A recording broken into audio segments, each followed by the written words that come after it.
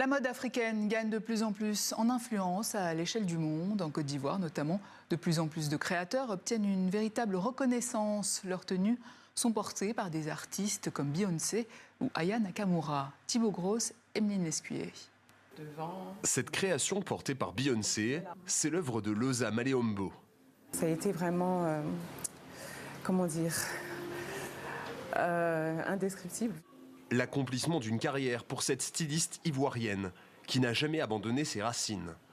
Depuis ses débuts, elle a conservé son atelier à Abidjan où toutes les pièces sont faites main. J'ai trouvé qu'il y avait un manque dans la représentation de nos codes africains et de nos textiles africains et esthétiques africaines dans le milieu de la mode à l'international.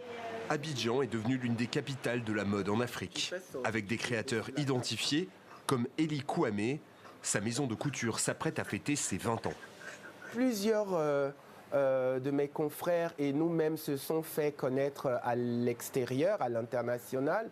Et c'est très positif parce que ça permet de enfin montrer que nous ne sommes pas que des consommateurs. Nous sommes aussi et nous avons aussi une manne créative qui n'est pas du tout à négliger. Un savoir-faire qui s'exporte. Ce jour-là, Ibrahim Fernandez est venu exposer ses créations aux Galeries Lafayette à Paris. Il habille aujourd'hui plusieurs artistes francophones. Voir Aya Nakamura porter une de ses créations au Stade de France devant plus de 30 000 personnes, c'était incroyable, c'était un moment inattendu. Le savoir-faire africain, les couleurs, les techniques, le tie and dye, les matières, le raffia, la toile de jute, c'est tout ce qui attire, le monde. Mais malgré le succès, pas question pour lui de quitter la Côte d'Ivoire. Pour moi, c'est un choix de rester à Abidjan.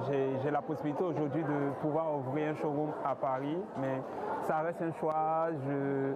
C'est là que j'ai commencé, c'est là que j'ai mes aises, c'est là que mon équipe se trouve, c'est là que je retrouve mon authenticité et pour moi, c'est même pas à discuter.